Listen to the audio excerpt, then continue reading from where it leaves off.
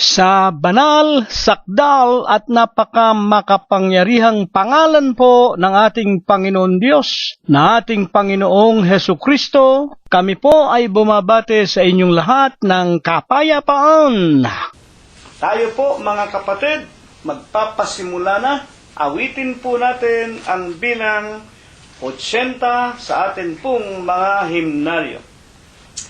Sa paglaganap ng kasamaan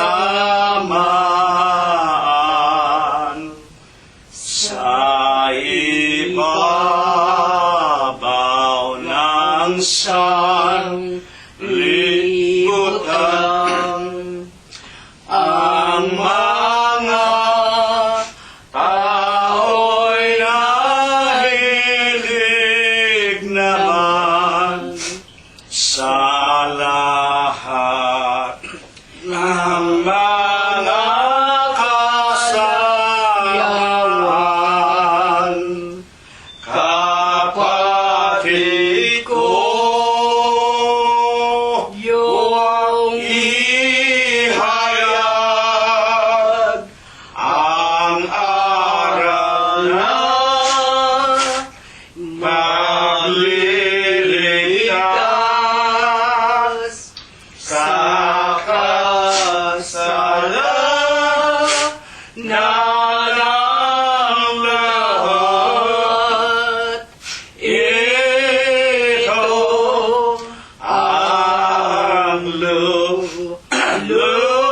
lunas. Sumulong tayo at ibandila, kahit na tayo'y kinukutya. Aral ni Jesus ay bandila sa lahat ng ito'y maunawa. Kapatid ko, yung ihayag ang aral na magliligtas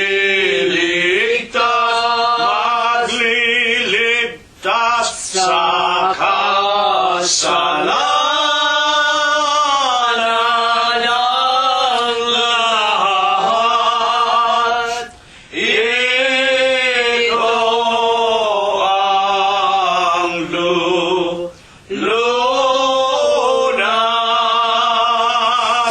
tibayan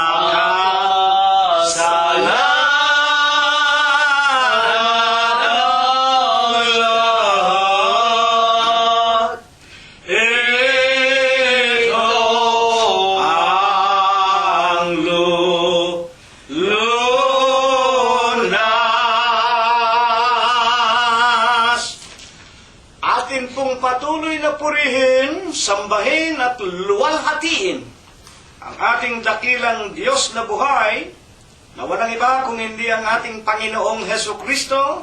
Numero 186 ang susunod po nating aawitin. Ang gabi lubhang malalim,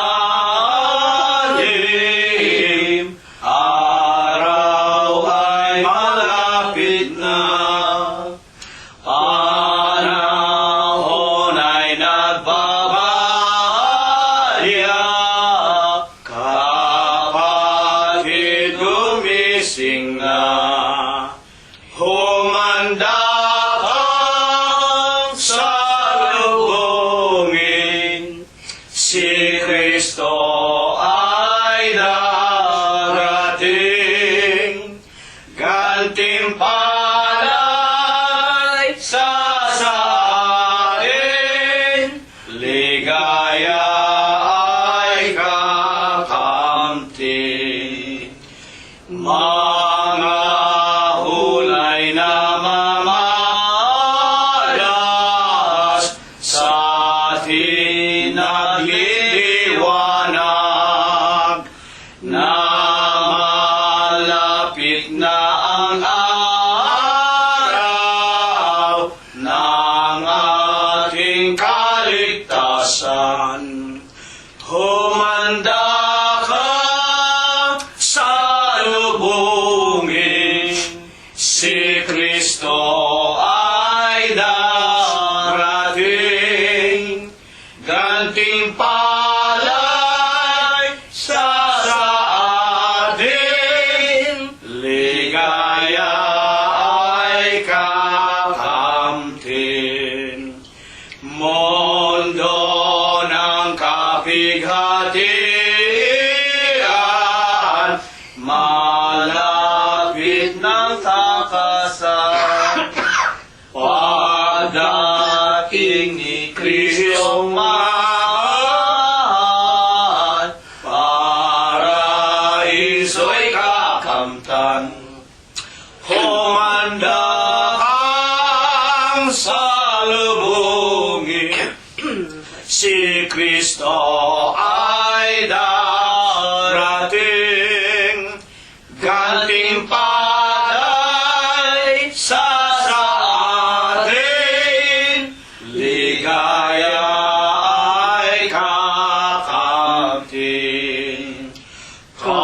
Kapatid ko, magbangon ka, iwan ang katamaran, samantalahin ang araw, sa gawang kabanalan.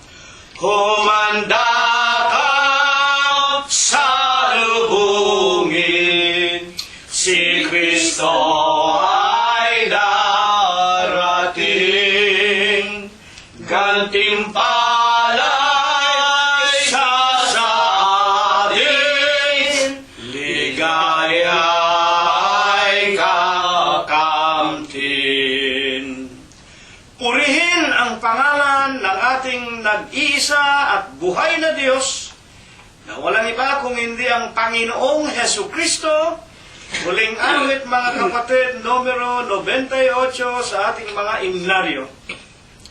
Mga kababayan, tayo ay magsipag-aral ng aral ni Jesus sa banal na kasulatan. Ito'y suligi mo na dapat na ipamatay sa lahat ng kasamaan.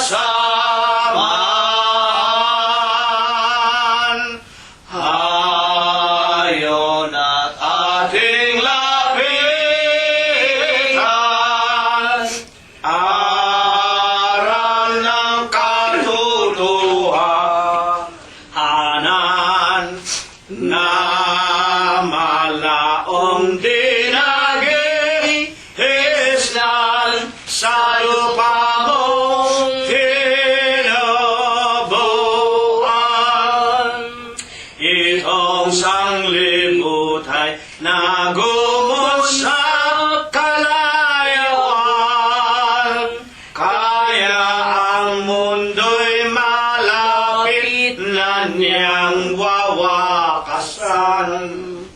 At Ang mga hula ay ating na mamamasdan, na tanda ng kawakasan.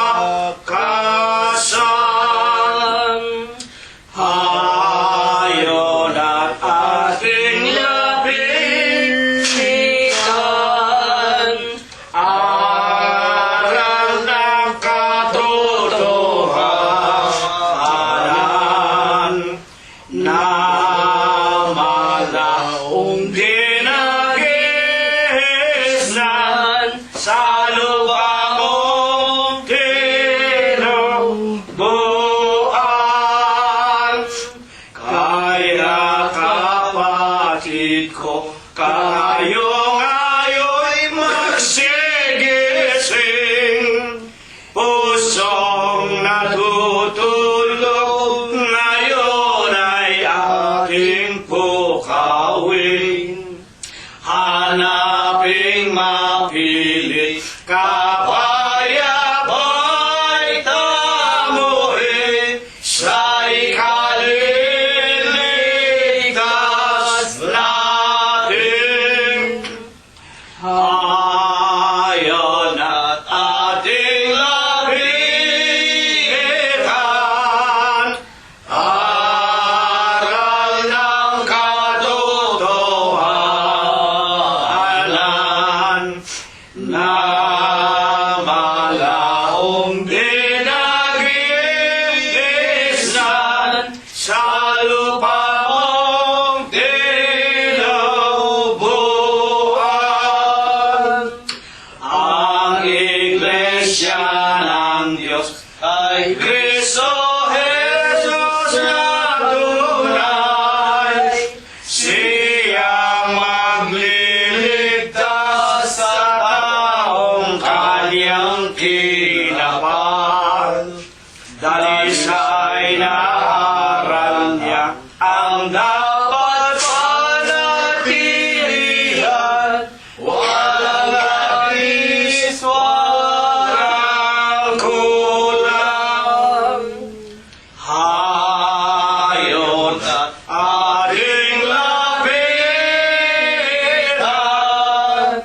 aral ng katotohanan, na malaong dinagisnan sa lupa mong tinubuan. Hina Diyos ng langit, sambahin at awitan. Puso'y buksan at ihain, purihin Diyos, purihin.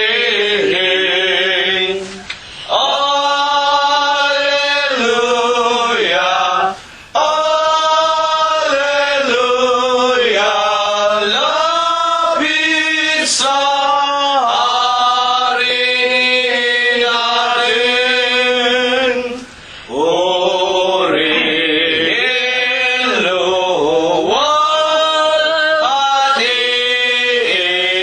biyaya paglilikas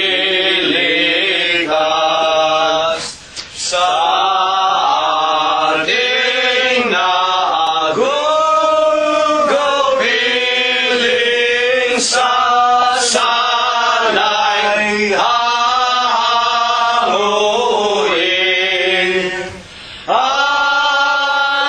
Alleluia, Alleluia, Gloria Patri Dei.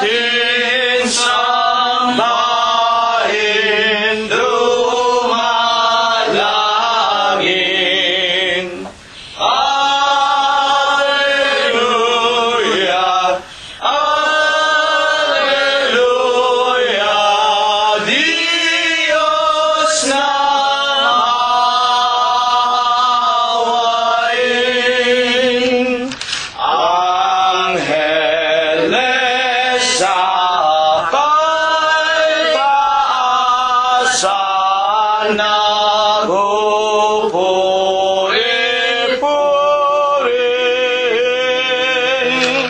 Halina mga kapatid sa templo ng amang Diyos.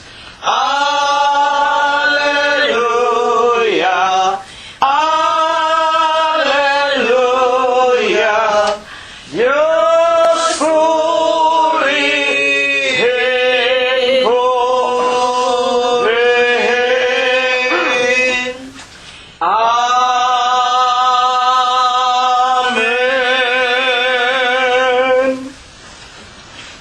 Sa banal at dakilang pangalan po ng ating Panginoong Hesu Kristo, ako po ay bumabati sa inyong lahat ng kapayapaan. Purihin ang pangalan ng Panginoon. Purihin ninyo ang Panginoon. Purihin ninyo ang Panginoon mula sa mga langit. Purihin ninyo ang Diyos sa kanyang mga kaitaasan. Purihin ninyo siya, ninyong lahat niyang mga anghel. Purihin ninyo siya, buo niyang mga hukbo, mga hari sa lupa at lahat ng mga bayan, mga pangulo at lahat ng mga hukom sa lupa, mga binata at gayon din ng mga dalagang, mga matatanda at lahat ng mga bata. Purihin nila ang pangalan ng Panginoon, sapagkat ang kanyang pangalang mag-isa ay nabunyi, ang kanyang kalwalatian ay nasa itaas ng lupa at ng mga langit. Purihin natin ang pangalan ng Panginoon. Magsiawit tayo sa Diyos ng mga bagong awit at ng kanyang kapurihan sa kapisanan ng mga banal, sapagkat ang Diyos ay nalulugod sa kanyang bayan. Kanyang pagagandahin ang kaligtasan ng mga maaamo. Purihin natin ang pangalan ng Panginoon. Purihin natin ang Diyos sa kanyang santuaryo. Purihin natin siya sa langit ng kanyang kapangyarihan. Purihin natin ang Diyos dahil sa kanyang mga makapangyarihang gawa. Purihin natin ang Panginoon ayon sa kanyang marilag na mga kadakilaan at purihin ng lahat ng mga bagay na may hininga. Purihin nila ang pangalan ng Panginoon. Amen. Amen. Mga minamahal, mga iginagalang at mga pinagpipitaganan po naming mga tagapakinig, sa lahat po ng atin munang mga sariling kaluluwa, sa ating mga kabiyak, mga anak, mga manugang, mga apo, kasangbahay at mga kamag-anakan sa laman. Charity must always begins at our own homes. Ang pagliligtas ng Diyos ay kinakailangang magpapasimula po, una sa lahat sa ating mga kaluluwa at sa loob po ng ating mga sambahayan. Binabati din po natin ang lahat ng ating mga kapwa-kapatiran sa pangalan ng Ama, Anak at Espiritu Santo, sa Diyos, sa Panginoong Hesukristo at sa Kanyang Ebanghelyo, sa Iglesia ng Diyos kay Kristo Jesus, sa kanilang lahat na nagsisipangalat sa iba't ibang dako ng sanglibutan, at hindi po namin nalilimutang batiin ang lahat po ng ating mga kaibigan na nangakikipagkaisa sa atin, higit na nga sa pakikinig at sa mga pag-aaral ng mga dakilang hiwaga ng Panginoon Diyos, upang tayo pong lahat kumbaga maaari ay makapasok doon sa tunay na buhay, sa buhay na walang hanggan. Ngayon po ay Huwebes, na po muli ng gabi, ika-5 po ng buwan ng Hunyo 2014. Salamat po sa ating Panginoong Diyos na walang iba kung hindi ang ating Panginoong Hesukristo. Nasa Kanya po ang buhay. Siya po ang bumubuhay sa atin. Kung babasahin ninyo ang unang Juan, Kapitulo 1, versikulo 1 hanggang 3, nang pasimula ay ang berbo ay sumasa Diyos, ang berbo ay Diyos. Siya ang lumalang ng lahat ng mga bagay, at kung wala siya, walang mga bagay na nagawa. Nasa Kanya ang buhay, at ang buhay ang ilaw ng sanglibutan. Siya nga po ang ating Panginoong Hesukristo na nagkatawan tao sa 1:14. Na siya po ang dapat sampalatayanan at kilalanin nating lahat. Na pinagkakautangan po natin ng ating hiram na buhay, ng ating mga kapalaran, ng lahat po ng ating tinatanggap sa araw-araw. Sa Huwebes po ng gabing ito, atin na pong muling ihanda ang ating mga puso, ang ating mga kaluluwa, atin na pong suklian, bayaran ang Diyos ng pag-ibig. Kung paanong sinasabi sa Kastila, amor si paga con amor, pag-ibig sa kapwa pag-ibig. Ang Diyos po ay pag-ibig, kaya nga tayo buhay pa hanggang ngayon, pinakakain, dinaramtan, nakakagawa pa tayo ng mga bagay na ating maibigan. Gantihan natin ang Panginoon ng pag-ibig. At maliwanag po ang sinasabi ng Panginoon, kung ako'y inyong iniibig, susundin ninyo ang aking mga utos. Ang isa nga po sa dakilang utos ng Panginoong Hesukristo, sa Filipos 2:10, upang sa pangalan ni Jesus ay iluhod ang lahat ng tuhod ng nasa langit, ng nasa lupa at ng nasa ilalim ng lupa. Kaya nga po ang Panginoon siya ang sumasa ibabaw ng lahat. Wala na pong ibang Diyos, iisa po ang Diyos, ang Panginoong Hesukristo. Kaya nga maging sa langit, kung ang paniwala ng marami may iba pang Diyos sa langit, luluhod din po sa Panginoong Hesukristo. Wala nga po sapagkat siya ang nag-iisa na Diyos na buhay. Kaya't hayo na po. Anyayahan na natin ang ating mga sariling kaluluwa. Kahit na tayo nag-iisa sa ating bahay, sa ating kwarto, sa ating silid, kahit na bahay kubo lamang. Kahit na tayo nakatira sa maliit na dampa. Wala pong kinikilalang tao ang Diyos. At ang Diyos ay tumitira hindi po sa mga katedral at sa mga building na ginawa ng kamay ng tao. Lalong hindi tumitira ang Diyos sa mga iniukit na larawan na ginawa ng pilak at ng ginto. Ang Diyos ay tumatahan sa ating mga puso. Tayo po ang templo ng Diyos, tayo ang bahay ng Diyos. Hebreo 3:6. Si Kristo ay gaya ng anak, puno ng kanyang bahay, at ang bahay niya ay tayo. Tayo ang bahay ng ating Panginoon Diyos. Huwag nating ikahiya ang kanyang pangalang Diyos Kristo Jesus. Kahit na tayo iisa, dadalawa o tatatlo, ang Diyos makikipag-usap sa atin. Siya rin ang nagsabing anuman bagay ang ating ipanalangin, hilingin sa Kanya sa pananalangin natin sa Kanyang pangalan. Ito po ang Kanyang ipagkakaloob, ito ang Kanyang gagawin, ito ang Kanyang igaganti sa atin. Tayo po ay magpapasimula na. Husayin na po natin ang ating mga sariling mga kaluluwa. Dakilang Panginoon po naming Diyos, Amang banal na ikaw po ang nag-iisang Diyos na buhay, na pinagtapatan at pinaglingkuran ni Abraham.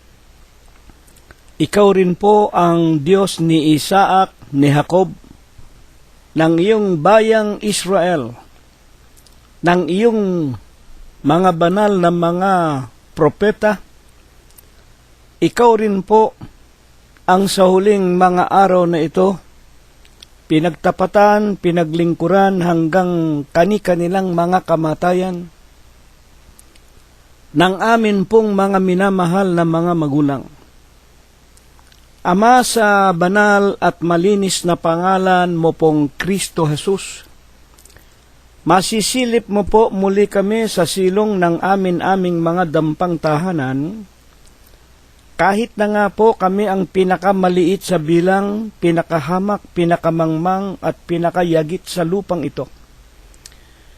Hindi po namin nalilimutan, Panginoon, itiklop ang aming mga tuhod sa marangal at dakila mo pong pangalang Kristo Jesus, at amin pong walang sawa.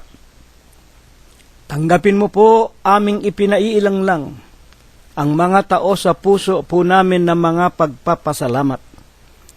Ama naming Diyos, maraming salamat po sa iyo. Maraming mga araw, ipinautang mo po sa amin, nilipos mo po kami ng buhay, magagandang pintuan ng mga kapalaran, mga kapayapaan, kagalingan, kalakasan. Dinamtan mo po kami at pinakakain. Maraming salamat sa iyo, Ama naming Diyos. Wala kang binawian sa amin ng aming mga hiram na buhay, at higit po sa lahat, maraming salamat. Hindi mo pa rin kami pinagsasawaan, patuloy mo pa kaming tinuturuan, pinalalakas, pinagagaling ang aming mga pananampalataya, at lubusan mo pong pinagtitibay sa amin ang lahat po ng hiwaga ng iyong kaharian sa langit, upang kami po makapanghawakan doon sa ipinangangako mo po sa amin, na kung kami po'y magtitiis sa paglilingkod sa iyo hanggang aming mga kamatayan, pagkakalooban mo po kami ng buhay na walang hanggan. Panginoon po naming Jesus, sinasamba ka po namin, pinupuri ka namin, niluluwalhati namin ang iyong kagalang-galang, ang malinis mong pangalan sa Espiritu mo po at sa iyong kagilagilalas na katotohanan. Ama, nalalaman namin hindi mo dinirinig ang panalangin ng mga taong nabahiran ng sari-saring mga karumihan sa ibabaw ng sanglibutan. Alam namin hindi mo pinakikinggan ang pananalangin ng mga taong nangabuhay sa mga kalikuan. Maawa ka sa amin, Panginoon. Kami na nauuhaw, nagugutom sa iyong mga tunay na mga salita ng buhay. Ituring mo po mga kabiglaanan, kamangmangan at kagipitan, ang lahat po ng aming mga pagkukulang, lalo na nga po sa lahat, ituring mo na lamang taglay pa ng nasa mga kamuraan at kabataan pa ng mga pag-iisip at kaalaman ng marami sa amin. Alang-alang po, Panginoon, sa pangalan mong Diyos Kristo Jesus, na itinatak mo sa aming kaluluwa nang kami po'y magpabautismo sa iyong banal na iglesia. At alang-alang po sa iyong mga banal na aralin sa Huwebes po ng gabing ito'y patawarin mo po kami sa lahat ng aming nagawang kasalanan. Panginoon po naming Hesukristo, maraming salamat din po. Hindi lamang kami ang iyong pinapatnubayan, binubuhay, pinalalakas, pinagagaling sa araw-araw. Maraming salamat sa iyo. Maging ang lahat po ng aming mga anak, mga manugang, mga apo, at mga kamag-anakan namin sa laman. 10 mga kaibigang ibinigay mong kasama naming nakikinig sa iyong mga salita, at ang lahat ng iyong mga tunay na mananamba sa Espiritu mo po at sa iyong katotohanan. Iniingatan mo rin ang kani-kanilang mga mahal sa buhay, binubuhay pa hanggang ngayon at pinagpapala. Salamat sa iyo, Panginoon. Hindi mo pa pinag-uurungan ng iyong pagpapala, pagliligtas at pamamatnubay sina Emmanuel, sina Bobby, si Noel, si Ruth at si Joel. Maging si Teofilo, si Rosemary, si Flor, si Irene, si Cheche at si Malu. Ang amin-aming mga kapatiran sa laman, katulad po ni Ekspektasyon, ni Prospero, ni Felicidad, Dolor, Eliezer at Neftali, ni Erlinda, ni Fe at ni Lolita. At ang aming iba pang mga mahal sa buhay na nangasa iba't ibang dako ng sanglibutan, sapagkat humahanap po ng kani-kanilang kakainin sa araw-araw, tulad po ni Prospero Jr., ni Chuchay, ni Pinky at ni Philip, ni Enrico, ni Abner, ni David at ni Daniel Valencia, ni Shannon, ni Ana Lira, ni Jacob Gonzales, kapatid na Bayan Guanson, si Lolita, si Jingjing, si Lenlen, si Fe at Ador Aquino, si Pido at si Victoria Malangkes, si Rosemary at si Flor. Sa kamay mo po'y lagi naming ipinagtatagubilin, patuloy mo nawang kahahabagan at iingatan, pagkakalooban din po ng buhay, kagaling at kalakasan, at bibigyan mo rin, Panginoon, ng dakilang pag-asang sila may makasama naming lahat sa paglilingkod sa iyo sa iyong banal na kawan. Kung magkagayon sa ikalawang pagparito mo po'y makasama namin silang lahat sa pagsalubong sa iyo hanggang doon sa buhay na walang hanggan. Aman Diyos, ipinagtatagubili namin sa iyong iingatan mo rin sana lahat ng mga kaibigan na ibinigay mo sa amin, 10 ng kanilang mga asawa, mga anak at mga mahal sa buhay, at ang lahat po ng aming mga mumunting ari-arian, mga tahanan, mga sasakyan, mga halamanan at mga hayupan. Ikaw lamang, Panginoon, ang lagi naming dinadalanginan, mahabag ka sanang iwalay mo rin, Panginoon, sa mga sunog, sa mga lindol, sa malalakas na ulan, sa mga baha at mga daluyong, sa kamay ng pamahalaan, sa mga digmaan, sa mga magnanakaw, at sa maraming mga taong naglipana na may madidilim na puso at mga madidilim na kaisipan. Ama naming Diyos, dalawin mo nawa kaming lahat sa araw-araw. Dagdagan mo po ang aming mga pananampalataya. Palalakasin mo rin sana, Amang Banal, ang lahat ng aming lupang pangangatawan. At pagagalingin mo po, Panginoon, ang maraming sa amin inaalipin ng sari-sarit mga mabibigat na karamdaman, at ang ilan sa amin na patuloy na pong nagsisitanda ng hihina, at nalalaman na namin malapit na rin ang araw ng aming mga kamatayan. Maawat mahabag ka sa amin, Panginoon. Tulungan mo sanang maragdagan pa kami ng maraming araw, ng maraming mga taon, ng maraming kalakasan sa aming mga paglilingkod sa iyo. Una na nga ang iyong alipin, ang aking kabiyak, si kapatid na Rosita, si kapatid na Prospero at Glenda, sina kapatid na Concepcion Tenedero, Floro, Dator, Robert at Mercedita Haney, si Olivia at si kapatid na Mirna. Gayon din, Ama naming Diyos, wag mo pong pababayaan si Rogelio at si Ekspektasyon Valencia. Panginoon po naming Hesukristo, kami po'y nananalig na sa Huwebes po ng gabing ito, kaming lahat ay pagkakalooban mo po ng iyong mga basbas at ng iyong mga bendisyon, na hindi mo po kami pababayaan. Bubuksan mo po ang mata ng aming mga puso. Patutubuin mo po sa amin ang iyong mga aral at ang iyong mga palatuntunan, at kakasangkapanin mo po lamang ang bibig ng iyong hamak na alipin. Patuloy mong padadaluyin sa amin sa huling araw na ito sa iyong banal na iglesia ng Diyos kay Kristo Jesus, sapagkat ikaw po ang nagsabing ikaw ay isa sa amin palagi hanggang sa katapusan ng sanglibutan. At ikaw rin ang nagturo sa amin anumang mga bagay ang aming hihilingin sa panalangin namin sa araw at gabi sa iyong pangalan. Ito po ang iyong gagawin. Sa Huwebes ng gabing ito, lubusan naming sinasampalatayanan sa tanging pangalan mo pong Diyos Kristo Jesus magmula po ngayon at magpakailanman. Amen. At ngayon po, mga minamahal po namin na mga tagapakinig, atin na pong ihanda ang ating mga kaluluwa, pakikinig, lalo na nga po ang ating mga Biblia. Tayo po ay magpapasimula na sa araw ng Huwebes po ng gabing ito. Ang atin pong pinakapaksa ay mula po sa aklat ng Deuteronomio sa kanyang kapitulo 12 at bersikulo 28. Batid po natin sa loob ng iglesia, at ang ibig pong sabihin ng Deuteronomio ay wala pong iba kung hindi ang pag-uulit-ulit ng mga kautusan ng Diyos. Ang Diyos po ng ang kanyang bansa na Israel ay malapit na makasapit sa bukana ng tinatawag na lupain na binubukala ng pulot at ng gata.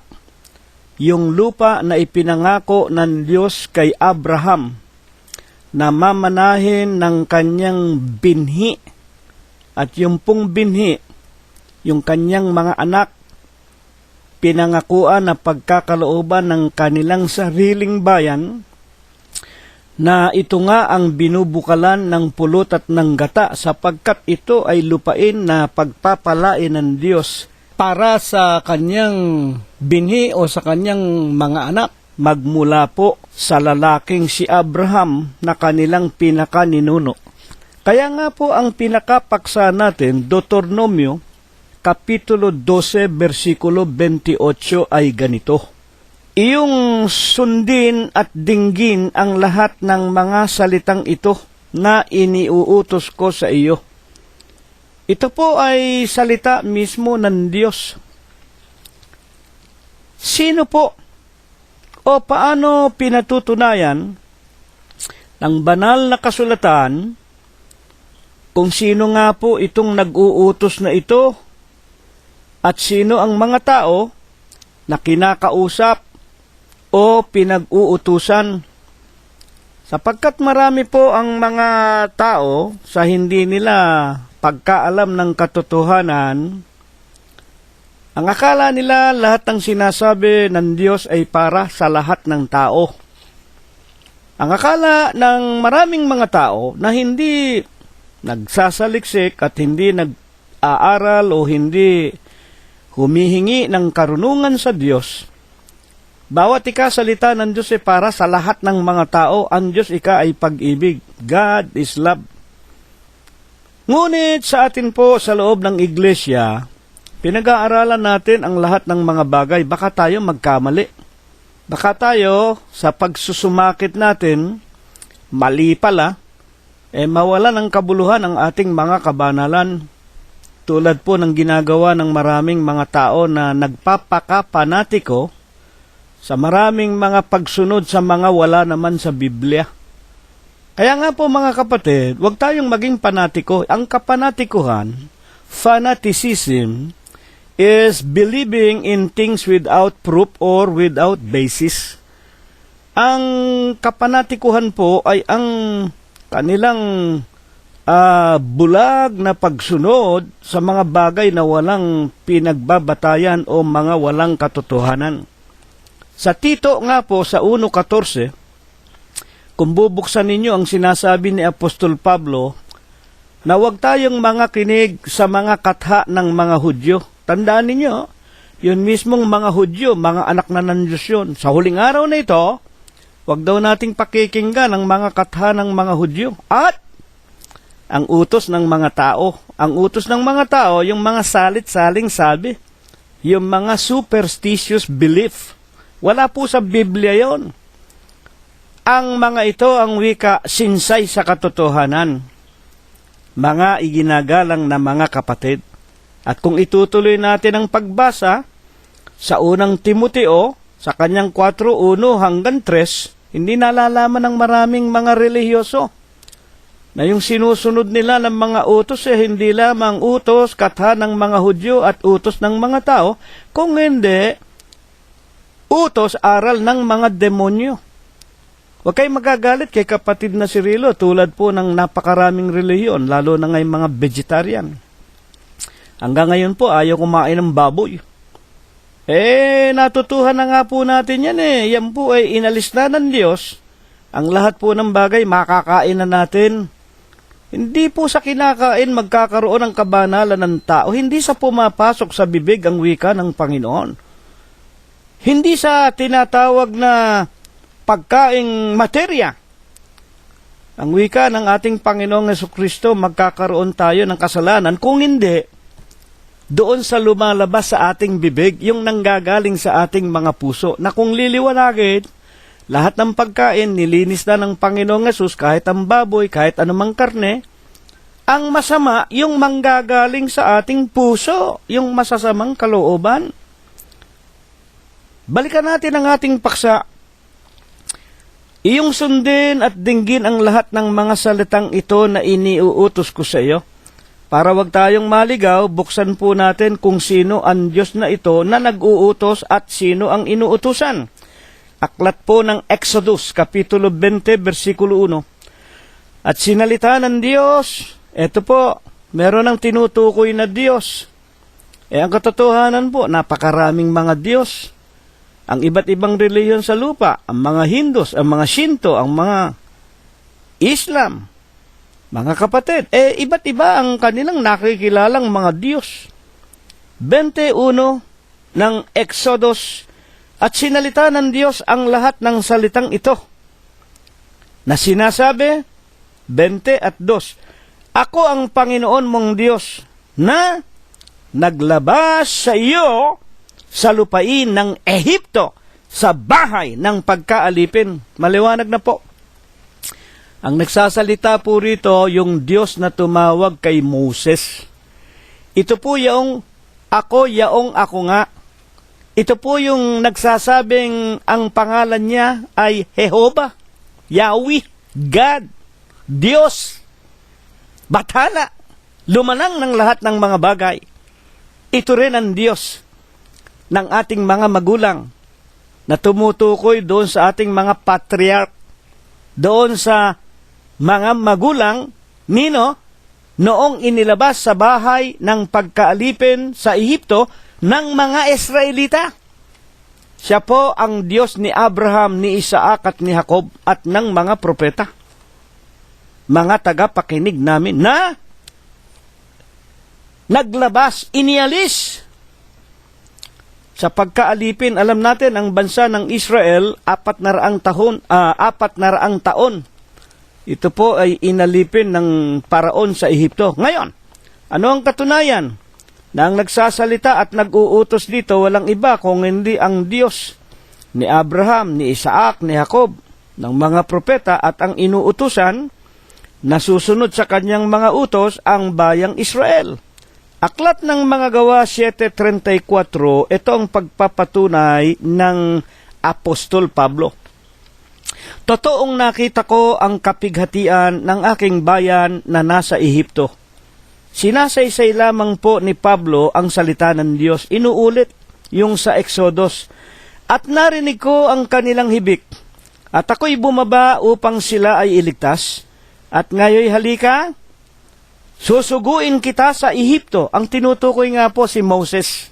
Bumaba ang Diyos, nakita niya, narinig niya ang paghihirap sa loob ng 400 taon ng bahay ng Israel na kanyang itinuring na sarili niyang bayan. Isinugo si Moses, 7:37 ng Aklat ng mga Gawa. Ito yaong Moses na nagsabi sa mga anak ni Israel, palilitawin ng Diyos sa inyo ang isang propeta na gaya ko mula sa inyong mga kapatid. At sa 7:38, sino itong tinutukoy? Ito yaong naroon sa iglesia sa ilang, nakasama ang anghel na nagsalita sa kanya sa bundok ng Sinai, at kasama ang ating mga magulang na siyang nagsitanggap ng mga aral na buhay upang ibigay sa atin. Anong naliwanagan natin? Yung bahay o bansa ng Israel. Inilabas ng Diyos sa kamay ng pagkaalipin At ito nga po ang kanyang bahay na Israel na tinatawag po na Iglesia sa Ilang. Sa Bibliang English, Church in the Wilderness. At huwag kayong magtataka, sasabihin ninyo o itatanong sa akin, kapatid na si Rilo, matandang tipan. Wala pang itinatayong iglesia ang Panginoong Hesukristo. Nang matayo ang iglesia ng Panginoon, na walang iba, iglesia ng Diyos kay Kristo Jesus. Noong mga kapanahunang anyo 30 hanggang 33 nang siya'y magkatawan tao, wala pa po yon. Bakit po dito? Sinabi ni Apostol Pablo, yung mga Israel daw, na naglakbay sa ilang 40 taon bago narating ang lupaing binubukala ng pulot at ng gata, ay tinatawag na iglesia sa ilang. Ang ibig po lamang sabihin ng iglesia, ito po ay galing sa salitang eklesia. Sa Griego, na kung liliwanagin ay katawan ng Diyos, a spiritual body of God. Noong panahon na yon, mga kapatid, talaga wala pang Kristo. Wala pang tinatawag na literal na iglesia. Ngunit, meron ng katawan ng Diyos. May spiritual body of God. Ito nga ang iniligtas niya. Ito ang mga anak ni Abraham na ipinangako niya kay Abraham na pagpapalain niya at bibigyan niya ng bagong lupain na binubukala ng pulot at ng gata. Ito ang mga Israelita na kanyang pinag-uutusan nang malapit na silang tumawid sa ilog ng Jordan upang magmana ng lupaing pangako. Tutuparin mo ang mga iniuutos ko sa iyo, referido sa iglesia sa ilang o sa bansa ng Israel. 12:28. Ano-ano nga po baga naman? Ito na. Ang mga kautusan ng Diyos na inuulit-ulit sa Israel ng Diyos bago sila magsipasok sa lupain na binubukala ng pulot at ng gata. Mga kapatid, hindi ko na kailangang basahin sa inyo lahat ng mga kautusan. Napakarami po. Una na nga, wag nating kalilimutan ang 2 tapyas na bato sa Exodus Kapitulo 20, versikulo 1 hanggang 5, na isinulat ng mga daliri ng Diyos. Yan ang unang-unang pinaka-Biblia nila. At hindi lamang po 2 tapyas na bato. Ang ikalawa nga po ay ang mga kautusan ng Diyos na ipinasulat kay Moses sa 5 mga aklat. Una na nga po yung Genesis, yung pasimula ng lahat ng bagay. Ang ikalawa po yung Exodus, yung kasaysayan ng paglabas. At ang ikatatlong aklat, aklat ng mga bilang, na naroroon po ang mga inuulit-ulit na mga kautusan ng Diyos at ang bilang ng mga nagsilabas na mga Israelita sa pagkaalipin sa Ehipto.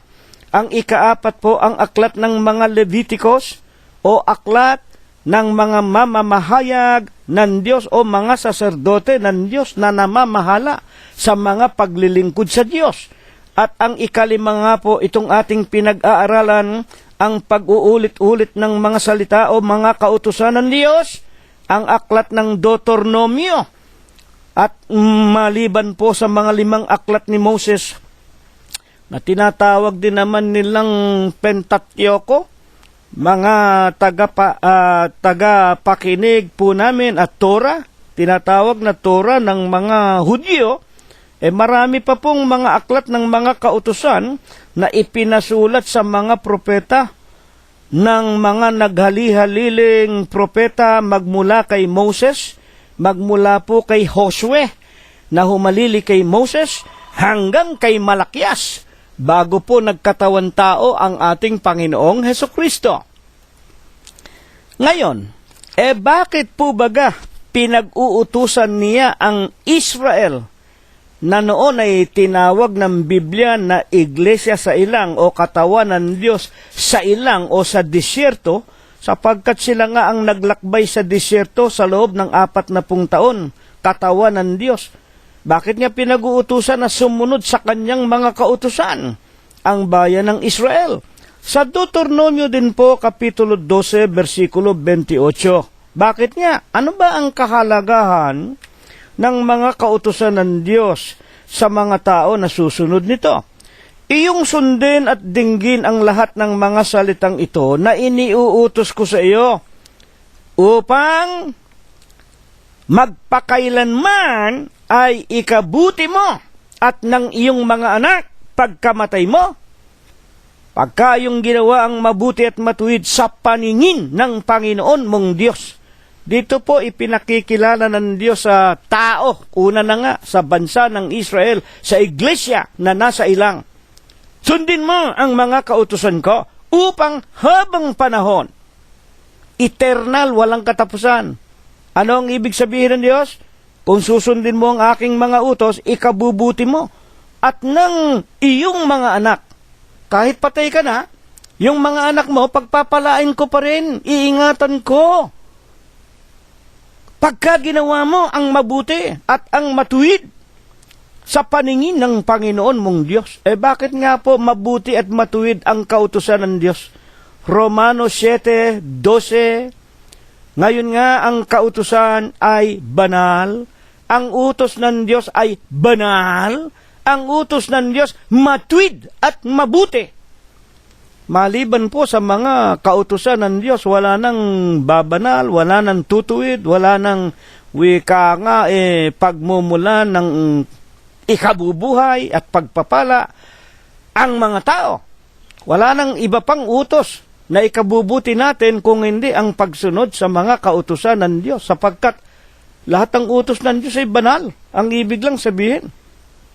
Ngayon, higit po sa lahat, ano pa ang pagpapatunay kung bakit napakahalaga at dapat naunawain ng tao kung baga maaari na ang lahat ng tao kailangang sumunod sa mga utos ng Diyos ng Israel. Tandaan po ninyo, itong utos na ito noong araw para lang sa bayan ng Israel, sa kanyang mga anak lamang.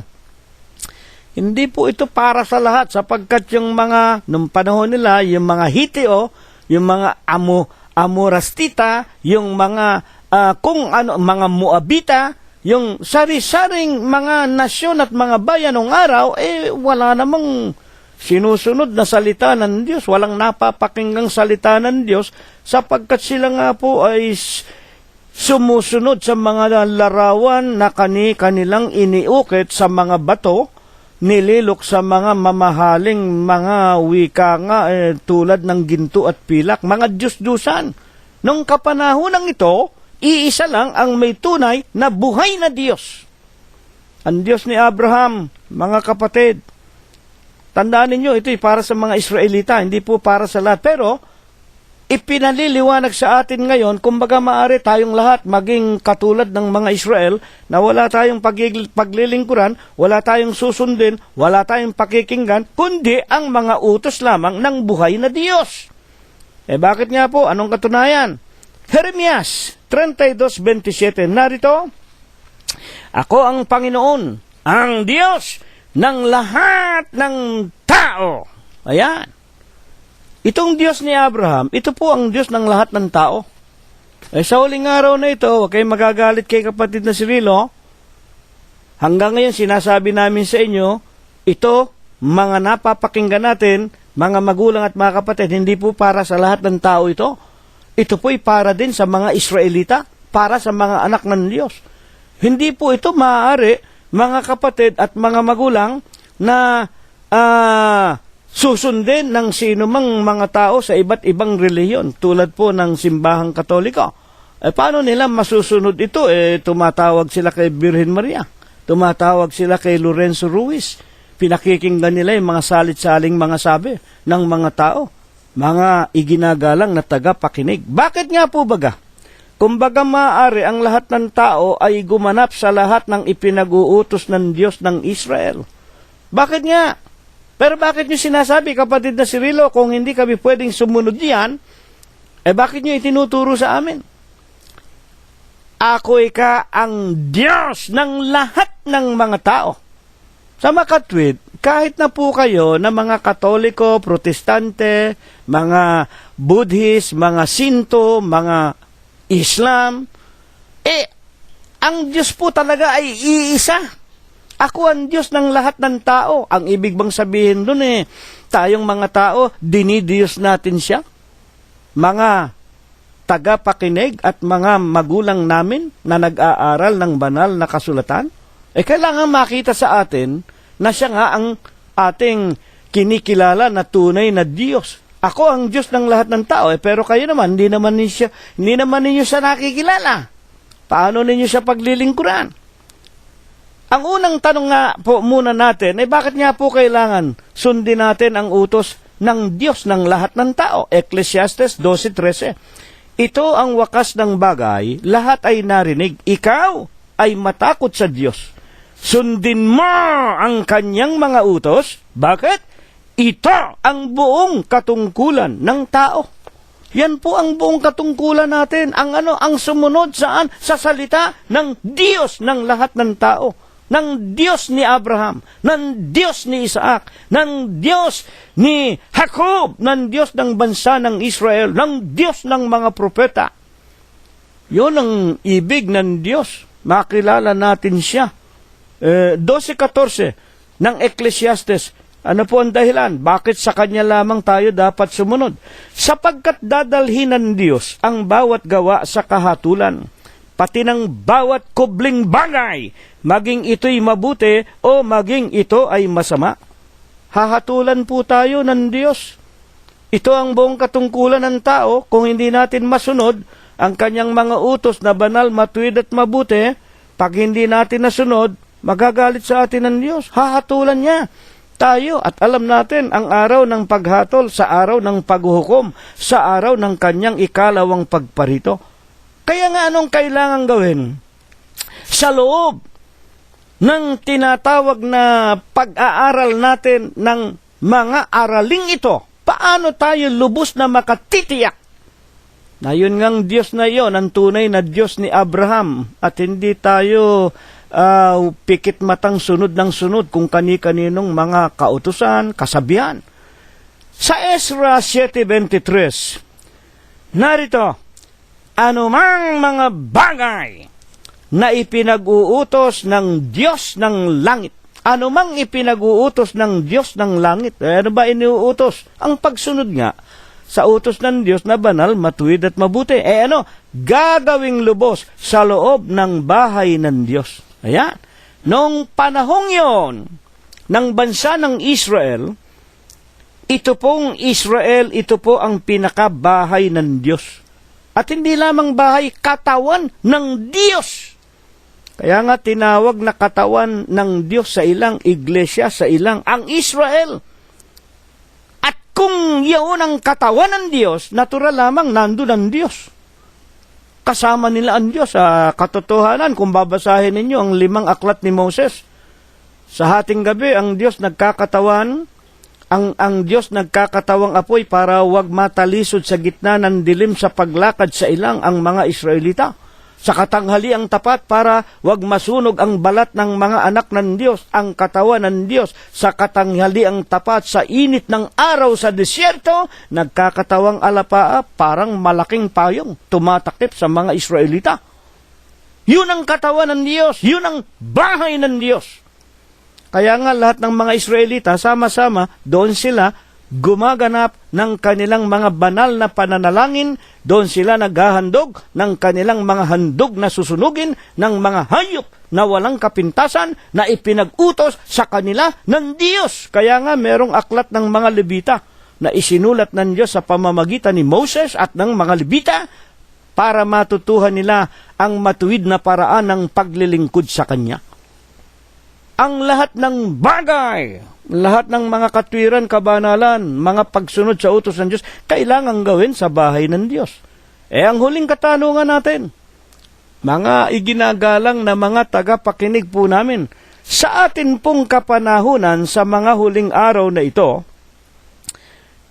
kung halimbawa ako ay isang hentil, pag sinabing hentil, hindi po tayo Israelita, halimbawa ako ay isang Pilipino, ayan, kamukha natin, mga Pilipino naman tayo tala, hindi tayo bansa ng Israel. Pero napakinggan ko ang aral na ito. kapatid na Cirilo, ibig kong maging bahagi ng katawan ng bahay ng Diyos. Ibig kong maging katawan ng Diyos. Ibig kong makasunod sa mga palatuntunan ng tunay na Diyos, ng Diyos ni Abraham, ng Diyos ng lahat ng mga tao. Ano po ang gagawin ko?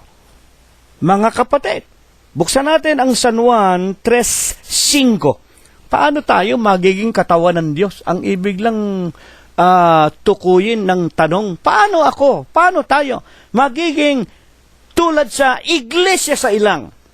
Para makasunod tayo ng mga utos ng Diyos. Sapagkat yun pala, ang buong katungkulan nating mga tao. Magandang tanong, paano nga tayo magiging bayan ng Diyos o iglesia ng Diyos o katawan ng Diyos? 3:5 ng San Juan. Ito po, bagong tipa na ng magkatawan tao na ang Diyos. Sumagot si Jesus, katotohanan sinasabi ko sa iyo, maliban na nga ang tao ipanganak ng tubig at ng espiritu, hindi siya makakapasok sa kaharian ng Diyos. Ayan po, mga magulang namin at mga kapatid. Dito po, sa paksang ito, sa talatang ito, ang nagtanong ang isang lalaking pantas na isang Israelita na ang pangalan ay Nicodemus. Etong si Nicodemus, tinanong niya ang ating Panginoong Jesucristo, napakinggan niya sa Panginoon, malibang ang tao ay ipanganak na muli. Hindi siya makakakita ng kaharian ng Diyos. Sabi nga nitong lalaking ito, paano ako ipanganganak na muli? Tanda ko na. Makakapasok ba ako sa tiyan ng aking ina? Dadapwat niliwanag sa kanya ng Panginoon. Katotohanan sinasabi ko sa iyo, San Juan 3:5, na maliban ang tao'y ipanganak ng tubig. Yung tubig, hindi ko na ipaliliwanag, kumakatawan nga po yan sa pagbabautismo. At alam natin, sa San Mateo, sa Kapitulo 28, versikulo 19 hanggang 20, pinag-utusan nga po ang mga alagad, ipangaral ninyo ang aking ebanghelyo sa buong sangtinakpan, ang sumasampalataya at mabautismuhan. Yon. Pagka nailubog sa tubig ang buong katawan, paglilibing ng unang pagkatao, ang paglilibing ng mga kasalanan ng tao. At pagkatapos nga siya ipanganak na pagkatapos nga sa pag-ahon niya, siyang ipinakikilalang ipinanganak ng tubig, ipinanganak ng bautismo, ipinanganak ng tubig at ng espiritu. Na kung liliwanagin, ano ba yung espiritu? Ang pakikinig ng mga salita ng Diyos, ng kanyang mabuting balita, ng kanyang ebanghelyo. Bakit? Sa 63 ng San Juan, ang mga salita na sa inyo ay aking sinasalita, pawang espiritu at pawang buhay. Kaya nga, pag nagpabautismo kayo, mga kapatid, ang wika ng Panginoon, binyagan ninyo sa pangalan ng Ama, Diyos, sa pangalan ng Anak, Kristo Jesus, sa pangalan ng Espiritu Santo, o sa kanyang salita, na walang iba kung hindi ang ebanghelyo. Magkakaroon ng buhay na walang hanggan. Kaya nga napakaliwanag Dito lang matututuhan natin ang ipinag-uutos na dako kung saan tayo magiging bahay ng Diyos o iglesia o katawan ng Diyos. Kailangan po binyagan tayo pag napakinggan na natin ang kanyang ebanghelyo at tayo'y sumampalataya, ang sumasampalataya at magpabautismo sa pangalan ng Ama, Anak at Espiritu Santo, kung liliwanagin, iglesia ng Diyos kay Kristo Jesus. Papasok sa langit, ang ayaw sumampalataya ay parurusahan. Kaya nga malibang ipanganak ng tubig at ng Espiritu, hindi siya makakapasok sa kaharian ng Diyos. Sapagkat ang wika ng Panginoon 3:6 ng San Juan din, ang ipinanganak ng laman ay laman nga. Ang ipinanganak ng Espiritu ay Espiritu nga. Mga kapatid, kaya nga pag nagpabautismo tayo, pagkatapos na sumampalataya tayo, sa marami nating pakikinig, Romanos 10:17, nakikinig tayo ng mga salitang ito na inyong napapakinggang binabasa ni kapatid na Cirilo at ni kapatid na Prospero sa tuwing araw ng Huwebes at tuwing araw ng Linggo. at sumang-ayon kayo sa mga napakinggan ninyong mga aral at humingi kayo voluntaryo ng bautismo. Babautismuhan namin kayo. Saan? Sa Iglesia ng Diyos kay Kristo Jesus. Papani kayo sa langit, tiyak na tiyak. Ang ayaw sumampalataya ay parurusahan. Ang ipinanganak ng laman ay laman nga. Ang ipinanganak ng Espiritu ay Espiritu nga. Anong katunayan? Na kung ipanganak tayo ng mga salita ng Diyos, wala na tayo talagang wika nga hatol. Sa Romanos 8:1, there is therefore no more condemnation to those that are in Christ Jesus. Ngayon nga, wala nang ano pamang hatol sa mga na kay Kristo Jesus, na who walketh not in the flesh, but walketh in the Spirit. Hindi na lumalakad sa laman. Ibig sabihin, sa mga gawa ng laman, paglalasing, pagsusugal, pambababae, etc., etc., lahat ng mga gawa ng laman, kasalanan yan. Pag nagpabautismo na tayo, inilubog na natin ang ating masamang pagkatao, ang laman natin, nailubog na, pinatay na natin, inilibing na, pagbangon natin, Espiritu na ang bumubuhay sa atin. Kaya nga sa 63 ng San Juan, sa laman wala kayong pakikinabangin, ang Espiritu nga ang bumubuhay. Ang mga salita na sa inyo'y aking sinasalita, pawang Espiritu at pawang buhay. Ang ibig sabihin, pag kayo ay kaanib na sa Iglesia ng Diyos kay Kristo Jesus, ang mga salita na ng Diyos ang susundin at ikabubuhay natin. Mga kapatid, at ang wika ng Panginoon kay Nicodemus 3:7 nang masabi ito, huwag kang magtaka sa aking sinasabi sa iyo, kinakailangan ngang kayo ay ipanganak na muli. At yan ang pangangalandakan ng mga protestante. Born again, hallelujah, amen, praise the Lord. Pag tinanong mo, tunay bang ipinanganak ka na? Saan ka ba ipinanganak? Kami po'y bautisado. Saan ba kayo binautismuhan? Sa Iglesia Baptista po. Kami po'y mga Baptist. Kami po'y Church of the Four Square. Kami po ay mga Seventh-day Adventist. Kami po ay mga Lutheran. Anong mga pangalan ng Iglesia.